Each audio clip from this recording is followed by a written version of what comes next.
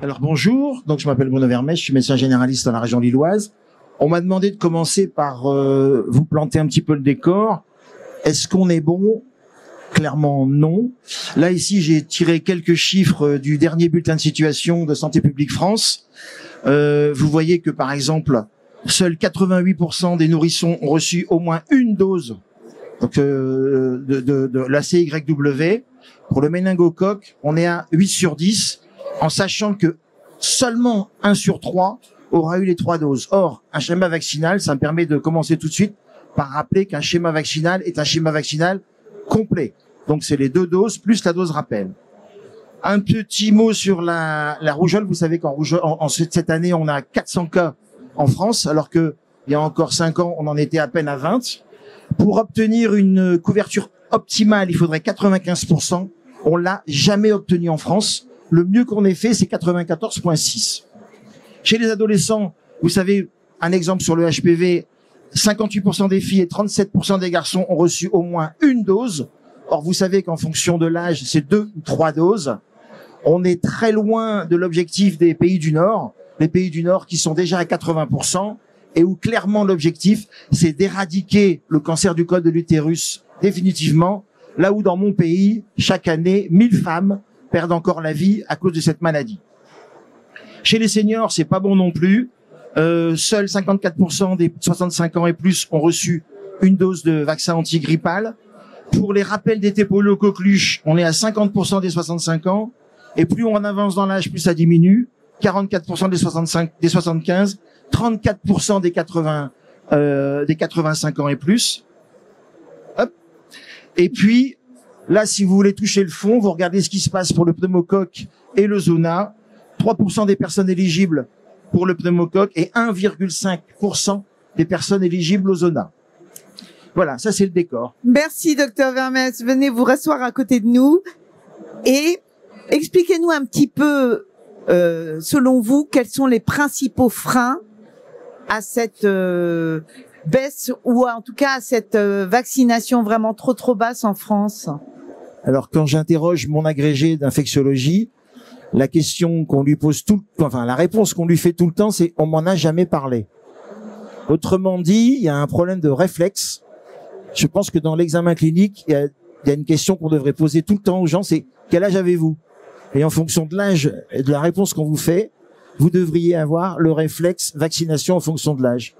On l'a que pour les vaccins obligatoires et pour les vaccins recommandés qui ont la même valeur. Je rappelle qu'un vaccin obligatoire, c'est simplement un vaccin recommandé avec une notion de loi qui fait que l'État engage sa responsabilité en cas de problème inhérent au vaccin. C'est tout. Sinon, la recommandation, elle est la même pour tous les vaccins. Il faut les faire.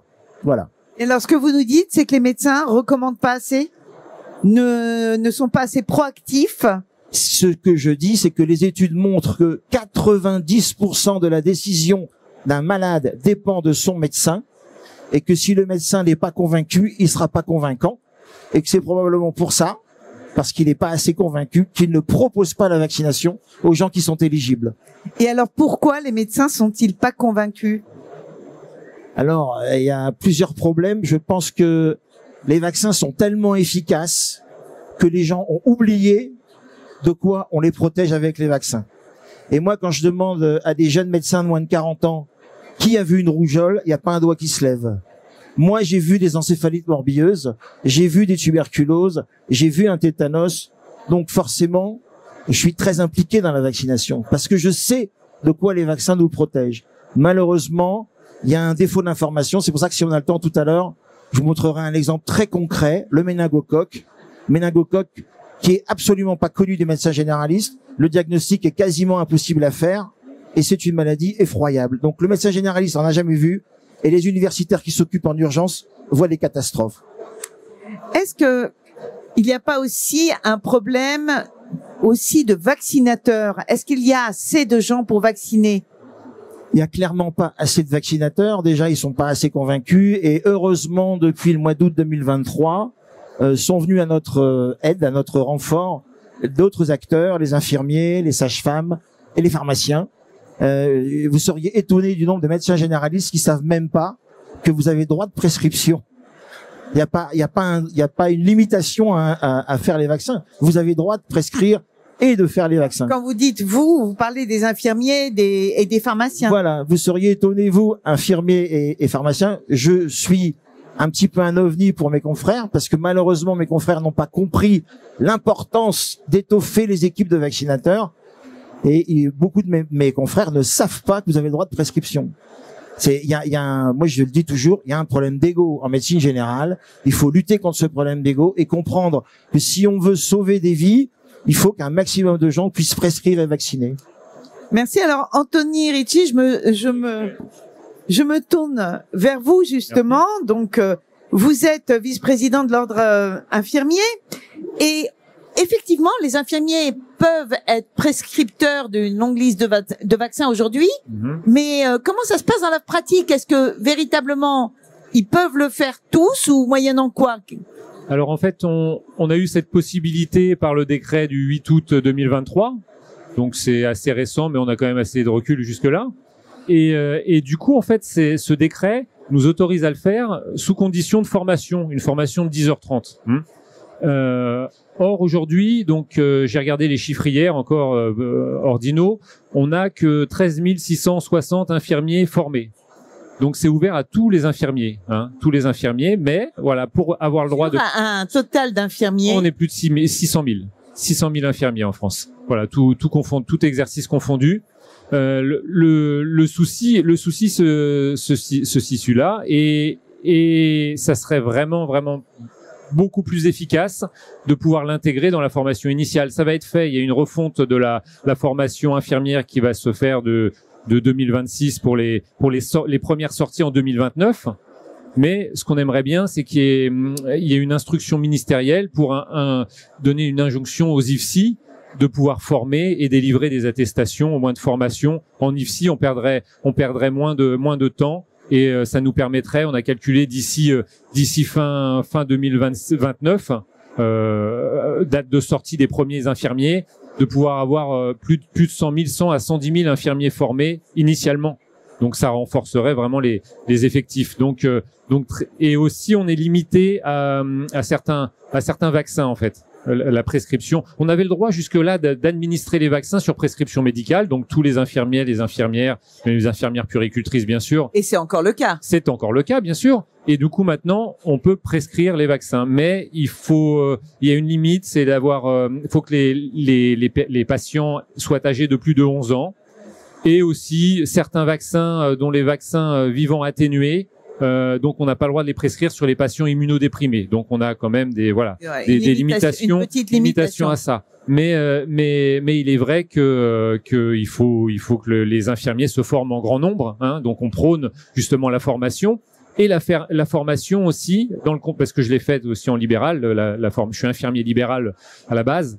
Et donc cette formation, ce qui est intéressant, c'est qu'en fait on a beaucoup d'études scientifiques qui cassent tous les préjugés.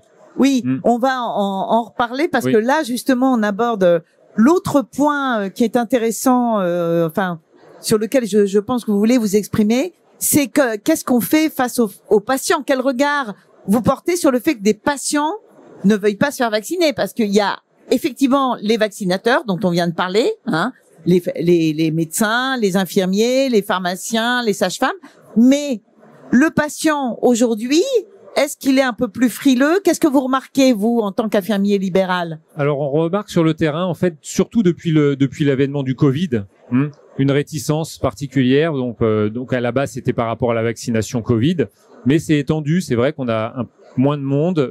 Nos patients habituellement qui se font vacciner contre la grippe saisonnière, on a senti quand même un recul.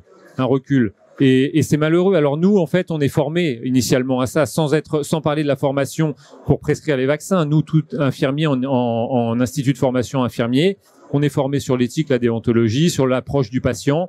Donc en fait, faut pas rentrer en confrontation avec le patient, bien les écouter, les aborder de façon empathique, calme, et recueillir les informations du pourquoi ils ne veulent pas se faire vacciner. Et à partir de ce moment-là, les confronter à la réalité scientifique et rester ouvert, même si à la fin ça se termine par un refus. le patient, nous en libéral ou à l'hôpital, on est amené à le revoir, surtout en libéral, hein, à le revoir après coup. Et avec ce qu'on leur a dit, il y a un cheminement qui va se faire, mais les informer sur la véracité de l'information, sur la réalité, parce qu'il y a beaucoup de fake news avec les réseaux sociaux. C'est vrai qu'il y a eu une déconstruction un peu de la réalité et des bonnes pratiques et de la réalité scientifique, et c'est assez terrifiant. Alors, de ce que vous regardez autour de vous, la question s'adresse aussi à vous, docteur Vermès, et à vous, Peggy Alonso.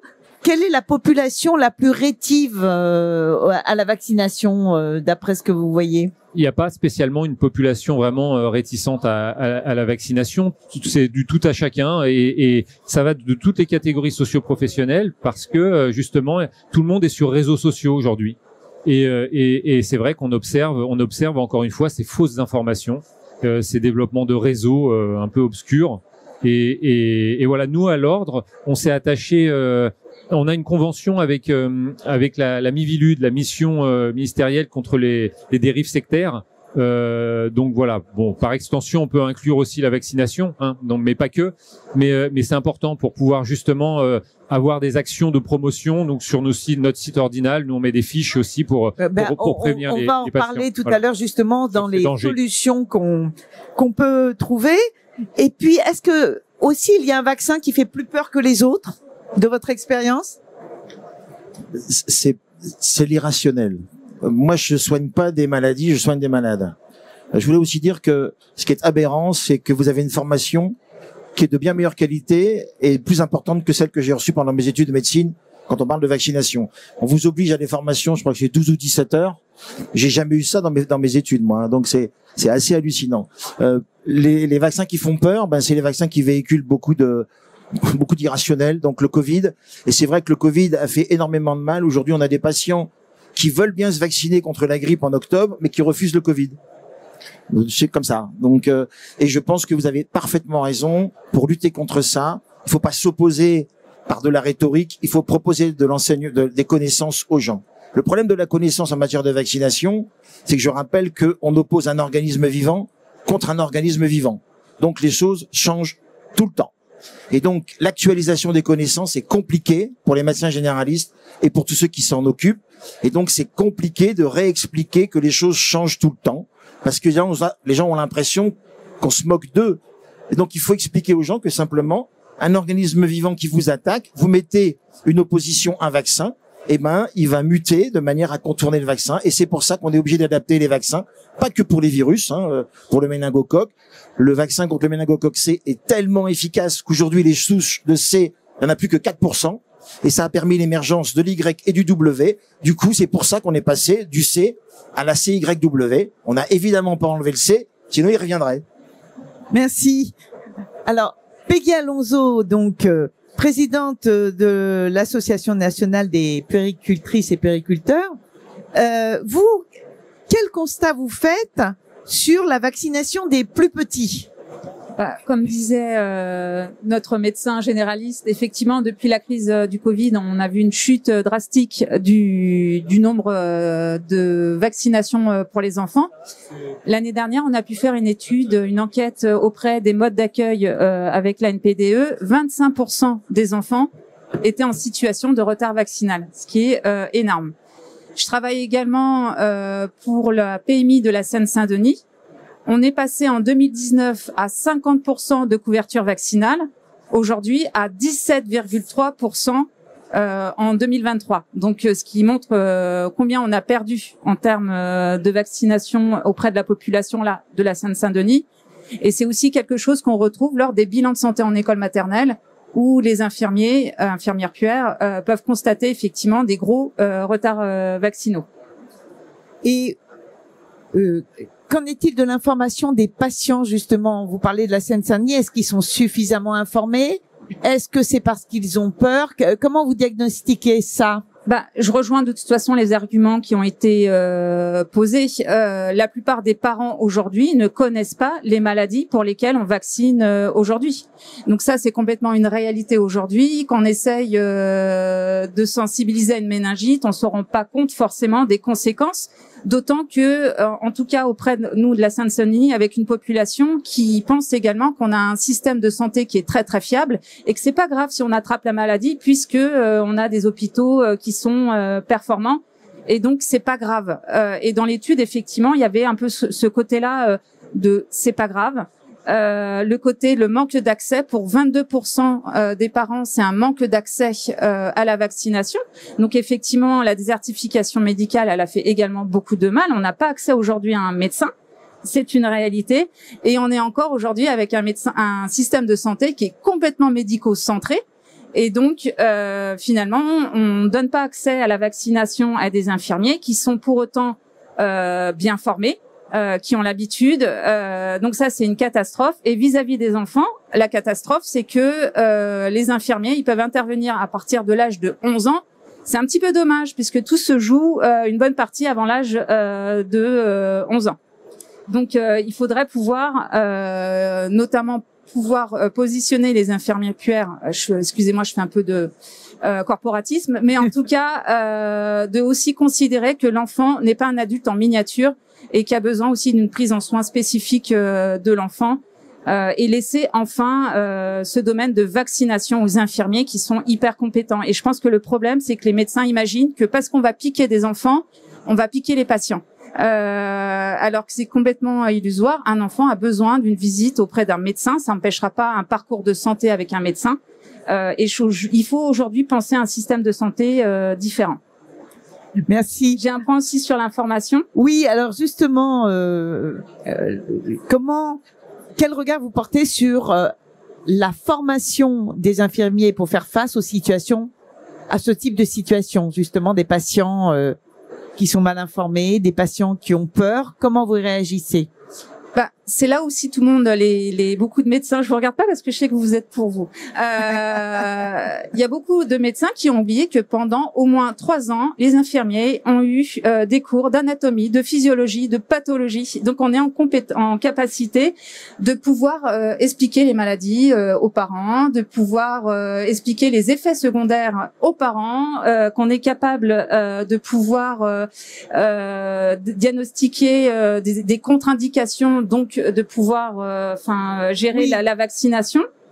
Et il y a effectivement de pouvoir expliquer. À l'heure d'aujourd'hui, tous les parents ont accès à un smartphone et à l'information, mais également à la désinformation. Et le rôle des soignants, c'est de donner des bonnes informations, d'expliquer. Et je crois que c'est tout là l'intérêt de prendre le temps d'expliquer. C'est ça qui est important, et peut-être qu'on a aussi un système, alors ça c'est mon parti pris, attention, d'information même publicitaire qui est on va en revenir là-dessus sur la communication, mais en revanche sur la formation, je passe le micro à Jean-Paul Digui, donc directeur médical et de la formation du groupe Profession Santé. Justement, c'est votre job de proposer des formations adéquates aux professionnels de santé, notamment médecins et infirmiers. Et alors, aujourd'hui, comment elles sont faites, ces formations, pour être efficaces par rapport aux situations qu'on vit? Parce que les formations d'antan, elles prenaient pas en compte Internet, les fake news, etc. Est-ce que c'est intégré aujourd'hui dans les programmes de formation? Alors, oui, on intègre bien entendu toutes les techniques un peu plus modernes, digitales, que ça soit en synchrone ou en asynchrone. Quand je dis synchrone, essentiellement plutôt sous forme de classe virtuelle, mais également en asynchrone, en e-learning. Et je pense que ce qui pour moi est important au niveau de la formation continue médicale, c'est que tous les professionnels de santé reçoivent le même discours. Et c'est-à-dire que la formation, elle n'est pas différente pour un médecin généraliste, pour un médecin même spécialiste, un pédiatre, ou un infirmier ou un pharmacien. Beaucoup d'informations et de formations ne sont pas délivrées, de messages ne sont pas délivrés correctement. Je pense que donc une des choses les plus importantes, c'est bien entendu de donner un message clair sur, je dirais, l'importance de la vaccination et pourquoi on vaccine, quel que soit l'âge de la vie, à tous les âges de la vie. La deuxième chose, et ce qui est important, c'est travailler sur l'entretien motivationnel. c'est-à-dire, et c'est ce qu'on fait dans nos formations, c'est savoir démystifier et expliquer pourquoi on vaccine à la personne qui est en face, aux parents, aux enfants, et également prendre en compte, toutes les connotations culturelles, et également la potentielle précarité des personnes. Vous parliez de la Seine-Saint-Denis, mais que vous alliez dans le 16e arrondissement ou dans la Seine-Saint-Denis, il faut pouvoir que la personne qui va vacciner, quelle qu'elle soit, puisse parler d'égal à égal avec la personne qui est en face pour lui expliquer l'importance. Parce que ce que disait le docteur Vermès tout à fait, c'est qu'il y a bon nombre de maladies grâce à la vaccination ont disparu. Et donc, les gens oublient pourquoi on vaccine.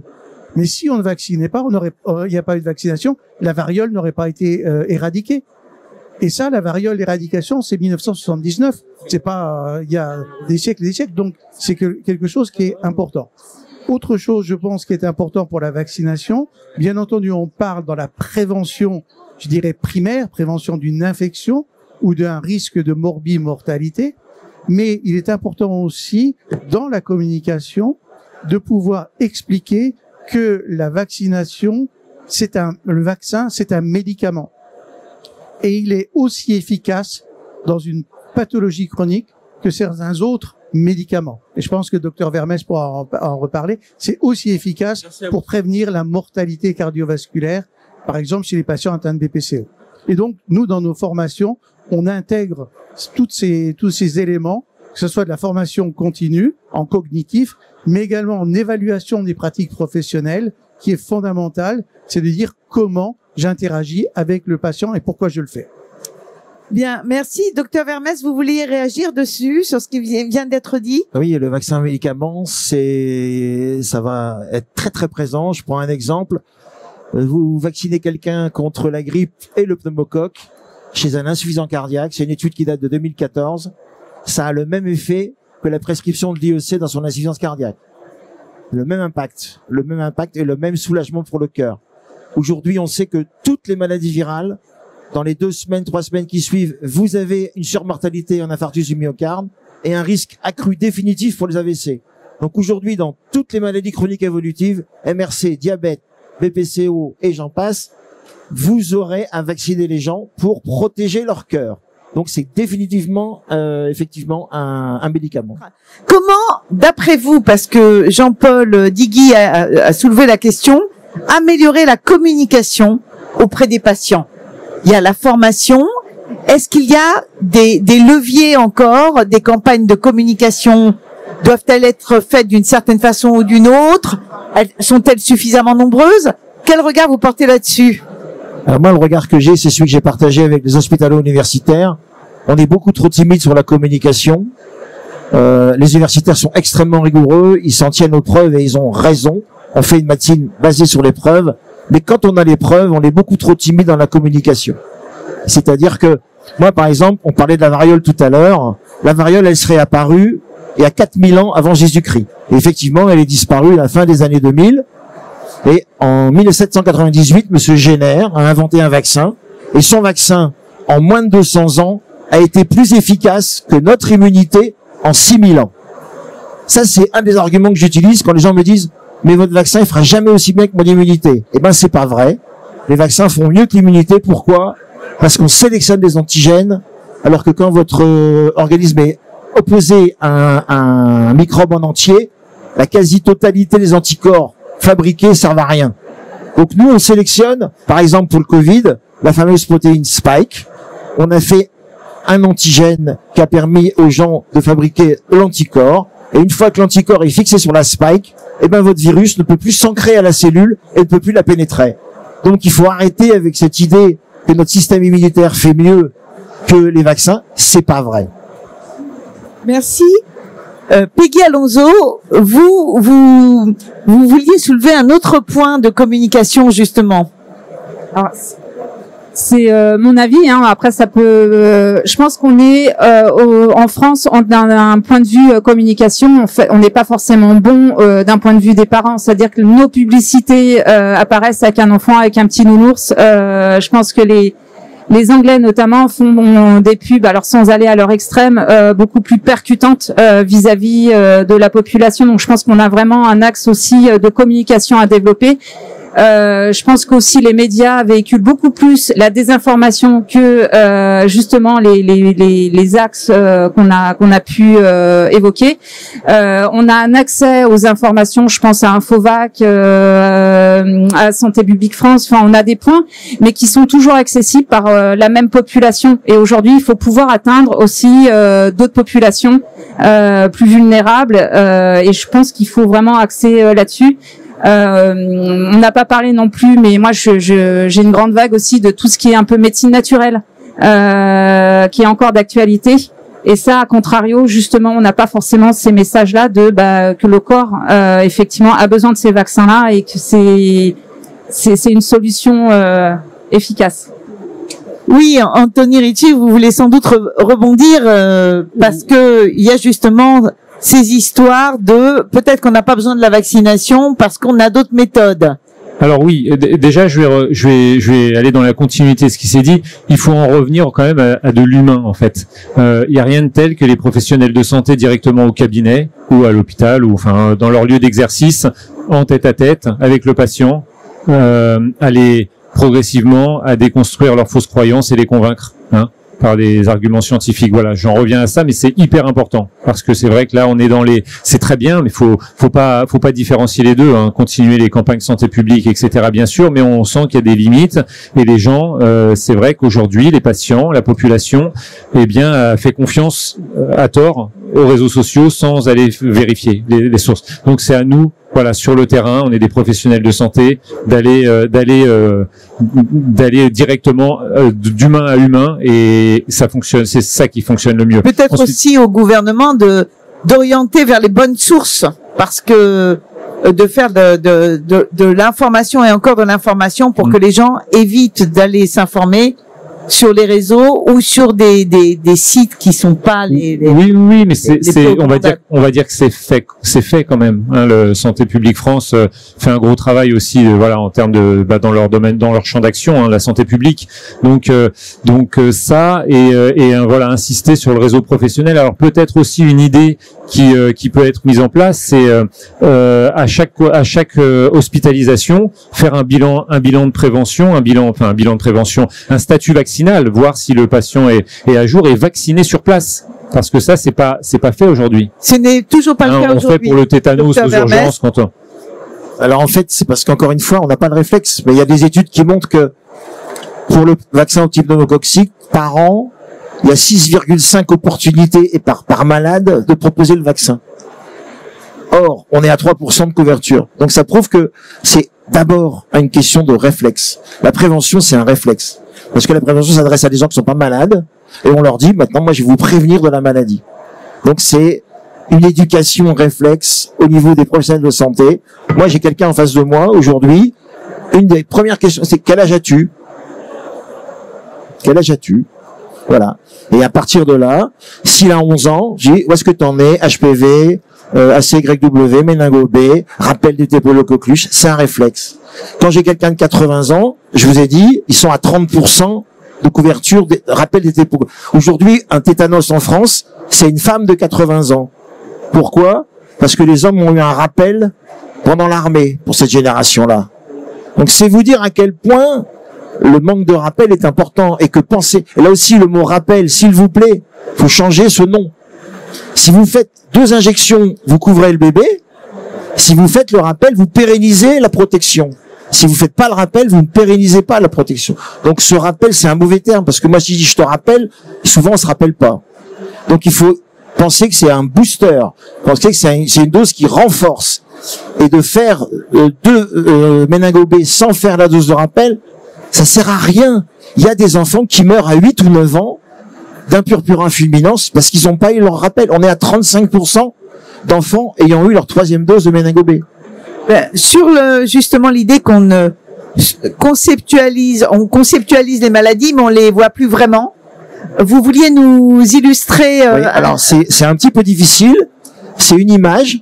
Voilà ce que peut faire un méningocoque en 12 heures. Ce qui explique pourquoi, quand on les voit au cabinet, on passe à côté. Et quand ils arrivent en réanimation, voilà ce que ça donne. C'est pour dire que les gens ne savent pas de quoi ils parlent. Ben regarde. Alors, hop.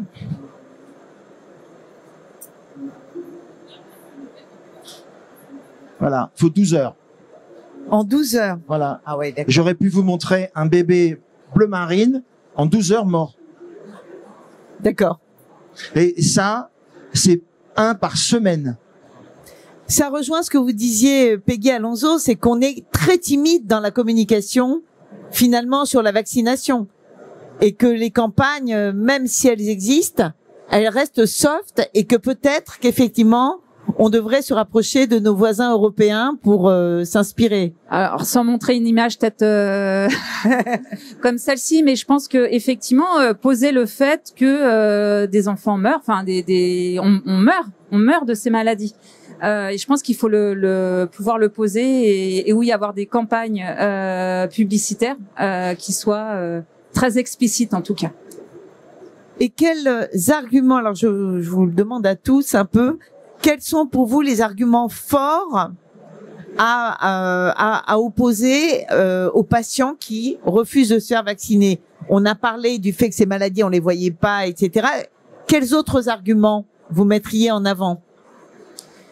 Alors moi je suis très vilaine parce que je fais un peu le même exercice auprès des familles, en tout cas de PMI, où on a des exemples où par exemple j'ai une collègue qui a perdu pareil son fils sur une journée. Méningite foudroyante en une journée. Donc ça c'est pour dire que ce n'est pas qu'une illusion, c'est pas un fantasme, ça existe. Et c'est quand même triste aujourd'hui de mourir de choses sur lesquelles on pourrait être protégé. Donc un vaccin effectivement protège et peut sauver votre bébé. Je pense que ça c'est le terme, mais aussi de pouvoir expliquer vraiment. C'est le rôle de l'infirmier de toute façon, de prendre le temps. On parlait d'entretien motivationnel, mais vraiment de prendre le temps d'expliquer ce que c'est que la maladie et de pouvoir aussi répondre. Là, on a parlé des maladies, mais il y a aussi, en tout cas de notre côté, plein de choses qui véhiculent sur la composition aussi des vaccins en termes de sel d'aluminium. Et puis, on nous injecte des puces, donc on va le complot aussi. Enfin, il y a plein de choses comme ça. Et prendre le temps, en fait, d'expliquer, de se poser, et puis de donner les bonnes informations, et puis être percutant aussi auprès des parents. Merci. Alors, une autre question pour vous, Anthony Ricci, ça peut être vous ou les autres. Les professionnels de santé, ils se vaccinent pas tellement. Hein. Les études montrent plutôt qu'ils font partie des gens les moins vaccinés. Ça devrait pas. Ça devrait pas. Pourquoi? Parce que nous, en formation, en tout cas pour les infirmiers, en formation initiale, donc on est formé, donc surtout on a un code de déontologie. Hein, donc il y a des articles comme le 4312 pour pas 4312-10, donc où on doit obligatoirement s'appuyer sur les données de la médecine, proposer des thérapeutiques efficaces prouvées.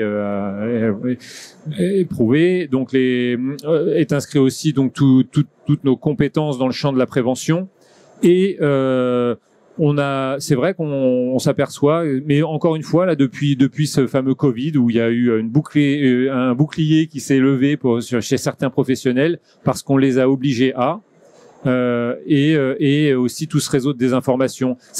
Encore une fois, c'est vrai que la formation est essentielle. Et cette formation dont je parlais tout à l'heure pour les infirmiers pour avoir le droit de prescription, en plus d'avoir le droit en plus de vacciner comme on faisait avant, mais de prescrire les vaccins. Et donc elle est utile pour aussi rappeler tout ça, remettre la science sur le devant. Donc rappeler à tous les professionnels de réactualiser leurs connaissances. Le docteur Vermès disait tout à l'heure qu'en fait le calendrier vaccinal change. Bon, il y a beaucoup mais bon, c'est vrai que dans cette formation, nous on dit bah voilà, on vous donne tous les liens, c'est facile, vous allez sur le site vaccination et donc on regarde, on a juste à télécharger le calendrier vaccinal et à reprendre toutes les données données par la haute autorité de la santé. Donc voilà, donc c'est très très important de remettre les patients dans le flux de leur métier, hein, et puis de répondre au code de déontologie comme il se doit. Oui, merci, docteur Vermès. Vous, du point de vue des médecins, vous en parliez aussi. il y a beaucoup de médecins qui d'ailleurs pendant le Covid avaient des positions un petit peu particulières, et aujourd'hui des médecins qui sont eux-mêmes peu ou mal vaccinés, non? Oui, quand je dis qu'on est dans l'irrationnel, on est dans l'irrationnel total. Moi, j'ai des copains qui ne se vaccinent pas contre la grippe parce qu'ils l'ont jamais fait. Alors, comme argument scientifique, ça fait peur. Je rappelle que la quasi-totalité des soignants qui sont décédés pendant le Covid auprès des malades qu'ils ont soignés avaient 65 ans et plus. Donc, vous avez aussi un devoir de conscience quand vous vous vaccinez au début de l'hiver, parce que quand vous faites une vaccination Covid-grippe, vous protégez pas que vous protégez vos patients. Quand vous vaccinez contre la rougeole, vous protégez pas que vous protégez vos patients. Je rappelle qu'il y a une obligation pour les soignants à se vacciner contre la coqueluche tous les 5 ans. L'année dernière, 135 000 cas de coqueluche, 30 enfants décédés. Moi, j'oserais pas imaginer que j'ai pu contaminer un des bébés dont je m'occupe en le soignant parce que j'ai oublié de faire mon rappel des polio coqueluche. Donc, on a aussi un devoir de conscience en tant que soignant. La vaccination, elle n'est pas que personnelle. Elle a aussi une importance dans la transmission. Merci. Alors, une dernière question pour vous tous, et puis ensuite ce sera le mot de la fin. Qu'en est-il en pratique pour la vaccination? Alors, je vous pose la question un peu naïvement, mais comme vous êtes des professionnels libéraux, qu'en est-il sur les questions d'approvisionnement? Donc, vous pouvez prescrire et vacciner, mais comment on fait pour conserver, etc. Quelles sont les règles et quelle est la pratique en fait de ça? Moi, je veux bien tenter de répondre à cette question. En fait, effectivement, nous, on se heurte, en tout cas moi, dans ma pratique d'infirmier libéral, en milieu rural ou peu importe, hein, mais bon, en tout cas moi, d'après ce que je vis, là, la dernière campagne de vaccination antigrippale, eh ben nous, on se heurte justement à ce renvoi, parce qu'on est obligé de renvoyer les patients, allez chercher votre vaccin à la pharmacie. Donc c'est très bien, ils peuvent être vaccinés en pharmacie. Plus il y a de professionnels de santé, mieux c'est pour la vaccination. Mais on aimerait bien pouvoir le faire en direct, parce que souvent on les renvoie à la pharmacie, mais ils y vont pas. Voilà, pendant que nous, c'est vrai qu'on les a informés sur l'importance de se faire vacciner, donc tous les conseils qu'on leur a donnés, eh bien, on a leur accord, on les vaccine tout de suite. Mais là, on peut pas parce on peut pas stocker les vaccins aujourd'hui. On n'a pas le droit de stocker les vaccins dans notre cabinet. Quelle serait la solution alors? Qu'on nous autorise à le faire, et aussi également qu'on puisse avoir, comme on a eu des dérogations lors du Covid, parce que en fait, quand on vaccine ailleurs que dans notre cabinet, c'est considéré comme un exercice forain. Donc ça nécessite des autorisations particulières. Donc pour la santé publique aussi importante que la vaccination, donc c'est la vaccination, c'est un pilier de la santé publique. On pourrait avoir une autorisation pérenne d'exercice forain pour, par exemple, vacciner dans les mairies, dans des endroits autres où on peut accueillir du public. Voilà. Peggy Alonso, vous avez... Dans la continuité, donner accès effectivement à la vaccination à la population. Je pense que équiper également les services de PMI, puisqu'aujourd'hui on ne dispose plus de vaccins comme autrefois. Donc forcément, on va renvoyer la famille vers un médecin. On a déjà perdu 50% des gens. Donc il faut effectivement non seulement pouvoir équiper les centres de PMI de vaccins, et également donner l'accès à la vaccination par les infirmiers. Bien alors, docteur Vermès, vous vouliez ajouter quelque chose, Jean-Paul Digui? Non, je pense aussi, alors c'est pas forcément directement lié à au parcours de soins des vaccins, mais je pense qu'on est dans un monde de plus en plus digital. Et je pense que un des éléments qui pourrait être relativement facile à faire, c'est de pouvoir avoir des alertes de rappel de vaccination. On le fait pour les personnes de plus de 65 ans, où on a même chez soi, on reçoit vous devez vous faire vacciner contre la grippe, contre le Covid, faites le test pour telle ou telle maladie. Pourquoi on peut pas le faire, je dirais, de façon systématique? Le numérique en santé, ils sont pas loin. De dire, vous devriez avoir des rappels. Et ça n'existe pas encore. Et ça n'existe pas à ma connaissance. Alors que c'est quelque chose qui pourrait être relativement simple. Et expliquer aussi pourquoi on le fait. Je veux dire, quand on reçoit la fiche pour se faire vacciner contre la grippe, on a aussi quelques explications. Pourquoi on peut pas le faire? Merci. Alors, donc, je pense que ça, c'est quelque chose qui est, pour moi, simple à proposer et à réaliser. Merci beaucoup. Bah, ce sera le mot de la fin. Et vous, docteur Vermès, non, mais chacun votre tour. Alors là encore, les études montrent qu'un vaccin reporté est souvent un vaccin perdu. Donc le mot d'ordre, c'est celui qui y pense vaccine. Voilà. Ça, ce sera le mot de la fin, je pense. Merci. Pour vous, Anthony Ricci, le mot de la fin, c'est? Le mot de la fin, c'est pareil, donner accès vraiment à tous les professionnels, que tous les professionnels s'y mettent et de nous donner l'accès à ça. Nous, en tout cas, infirmiers, on est la profession de santé qui continue à se déplacer chez les patients 7 jours sur 7. Donc c'est vrai que c'est important d'avoir notre soutien aussi au niveau de la politique vaccinale. Donc voilà, vous pouvez compter sur les infirmiers et donc j'espère vraiment qu'on puisse avoir une instruction moins ministérielle pour intégrer la formation dans les IFSI avant 2029. Très bien. Peggy Alonso, honneur aux femmes pour clore le débat. Même continuité, faire confiance sur les compétences des infirmiers et puis avoir des décisions politiques fortes qui permettent aussi de réorganiser ce système de santé complètement médico-centré. Très bien, merci à tous de nous avoir suivis et merci aux intervenants qui nous ont éclairés.